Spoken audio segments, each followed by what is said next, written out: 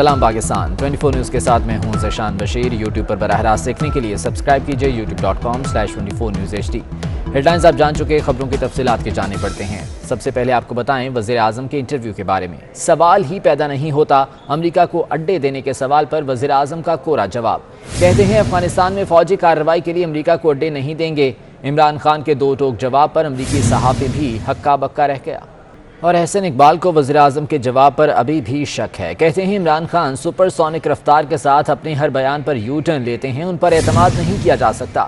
احسن اقبال کا کہنا ہے کہ جب وہ یو ٹرن لیتے ہیں تو دیکھنے والے دنگ رہ جاتے ہیں۔ کیا مودی نے ہار مان لی؟ کیا مقبوضہ کشمیر کا خصوصی سٹیٹس بحال کرنے پر غور شروع کر دیا؟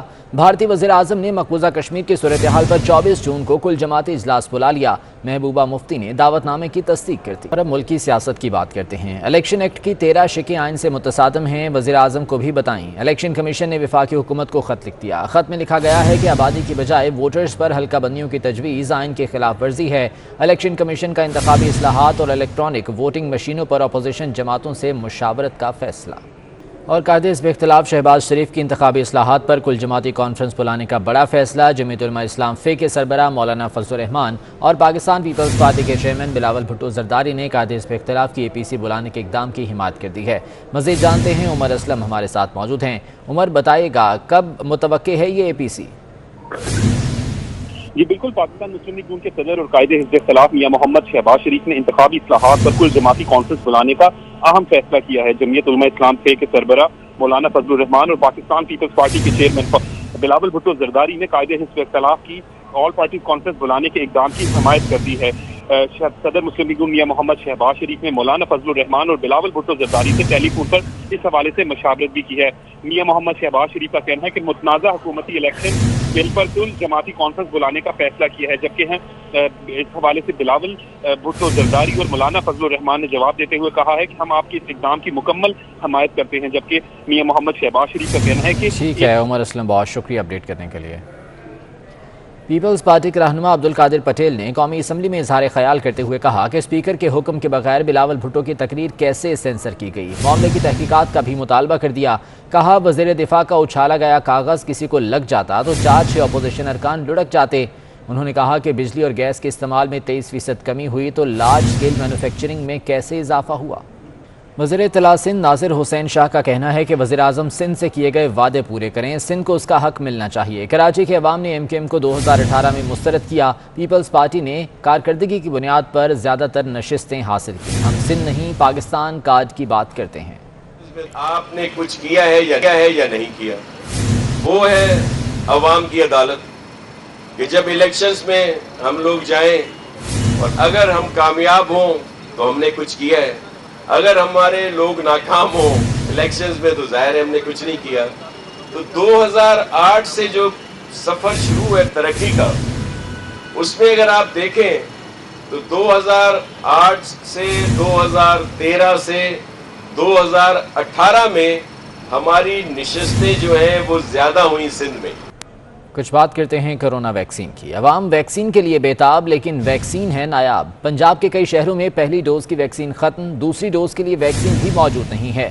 بیرون ملک جانے والوں نے ایکسپو ویکسینیشن سینٹر لاہور پر دھاوا بول دیا۔ ادھر سندھ حکومت ویکسین کی کمی پر ایکشن میں آ گئی، پیر سے دوبارہ شروع کرنے کا اعلان کر دیا۔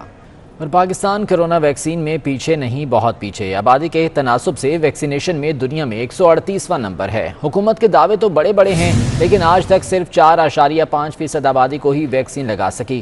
خطے کے دوسرے ممالک میں بھارت 16.2%، سری لنکا کی 10.6%، نیپال کی 8.7% اور ایران کی 4.8% آبادی کو ویکسین کی ایک ڈوز لگائی جا چکی ہے۔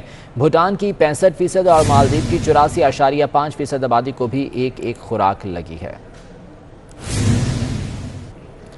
سندھ حکومت نے صوبے بھر میں پرائمری اسکول 21 جون سے کھولنے کا فیصلہ کر لیا۔ کرونا صوبائی ٹاسک فورس کے فیصلے کے بعد نوٹیفیکیشن جاری کر دیا گیا ہے۔ کرونا کے بعد کراچی میں ایک اور وبا نے حملہ کر دیا۔ کینڈیڈا اور سی فنگس نامی خطرناک بیماری کا پہلا کیس سامنے آ گیا۔ طبی ماہرین کے مطابق بیماری تیزی سے پھیلتی ہے۔ رتفاؤ سول اسپتال کراچی میں الرٹ جاری کر دیا گیا۔ کفایت علی شاہ رپورٹ کریں گے۔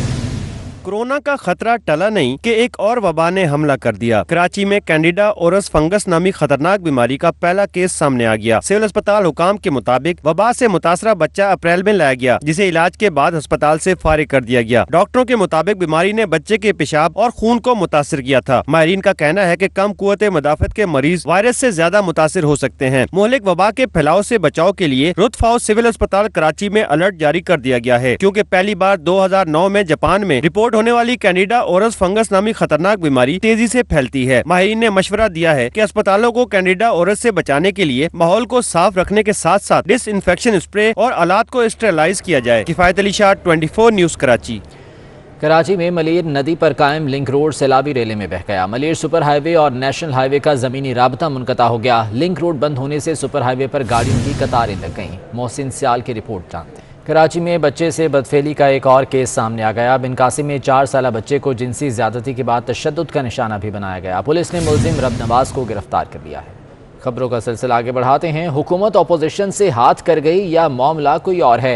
हुकूमत की जानिब से यकीन दहानी के बावजूद ताहाल पार्लिमानी कमेटी तश्कील नहीं दी जा सकी। स्पीकर कौमी असम्बली ने हाल ही में मंजूर होने वाले बिल से मुतालिक 12 रुकनी कमेटी बनाने का ऐलान किया था। हमारे नुमाइंदे उस्मान खान हमारे साथ मौजूद हैं, उनसे भी इस बारे में जानेंगे, लेकिन पहले आपको सुनवाते हैं कि स्पीकर असद कैसर ने क्या कहा था। बड़ा इम्पोर्टेंट है कि आप मेहरबानी करके उस हवाले से एक फिल फॉर कमेटी। मैं बिल्कुल मियां साहब जो आपने बात की है इस पे एक आपस में डिस्कशन हुआ है, वो मुझे दे दो। किधर है अली मोहम्मद खान जी? वो लेके आए। इसमें डिस्कशन हुआ है कि एक जॉइंट कमेटी बनेगी और वो कमेटी जो है ना लीगली उसकी स्टेटस को डिस्कस करेगी और वो दोनों साइड जो है अपने नाम देंगे। इसी बारे में मज़ीद जानते हैं, उस्मान हमारे साथ मौजूद हैं। उस्मान, स्पीकर असद कैसर ने यकीन दहानी करवाई थी कि कमेटी तश्कील दी जाएगी, लेकिन अभी तक बन नहीं सकी, क्या वजह है? जी बिल्कुल, 2 दिन से जायद का वक्त गुजर चुका है, क्योंकि हुकूमत और अपोजिशन के दरमियान जो डेडलॉक था, जिस पर अपोजिशन ने डिप्टी स्पीकर के खिलाफ अपने एतमाद की तहरीक भी जमा करवाई थी, मगर स्पीकर की जानिब से यकीन दहानी करवाई गई थी कि 12 रुकनी कमेटी तश्कील दी जाएगी, जिसमें 6 हुकूमत और 6 अपोजिशन के अरकान होंगे। मगर अभी तक अपोजिशन इस बात के इंतजार में है कि हुकूमत की जानिब से कमेटी तश्कील दी जाए, ताकि जो बिल मंजूर किए गए थे कौमी असम्बली में, उस हवाले से उस कमेटी में तजावीज़ रखी जाए और वो बिल वापस किए जाए। मगर अपोजिशन ज़राए ने यह बताया कि हुकूमत ने अभी तक जो है इस हवाले से कोई हतमी ऐलान नहीं किया और ना ही कमेटी का नोटिफिकेशन जारी किया। ठीक है उस्मान, बहुत शुक्रिया तफसीलात के लिए। ख़वातीन की बैरक में जाने की ख्वाहिश पूरी ना हो सकी। फैसलाबाद डिस्ट्रिक्ट जेल में कैदी ख्वाजा सरा मर्द निकला। ख्वाजा सरा ने कैदियों की छेड़छाड़ पर ख़वातीन बैरक में मुंतकली की दरख्वास्त की। अदालती अहकामात पर मेडिकल चेकअप में ख्वाजा सरा के मर्द होने का इंकशाफ हुआ। अदालत से इस्तदा मुस्तरद होने पर कैदी आहो पुकार करता रहा।